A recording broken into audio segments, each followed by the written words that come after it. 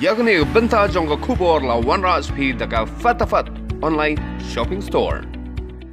Menteri Rangba Benrap ke Jela Meghalaya ubah perstun tensong henne khat sautolik unai tung ula pentip ba ke Jela kadang duna bahag ki Corona Care Center berkumta ula Bthah ya Tnat ke Koit ke Khiah bahkan Wad Shuh ya ki center ban penkela Corona Care Center.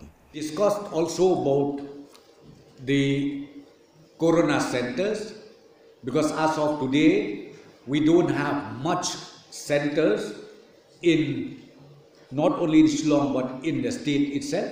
So today we decided and we have directed Health Department to identify few more centers which is to be converted into Corona Center in the days to come.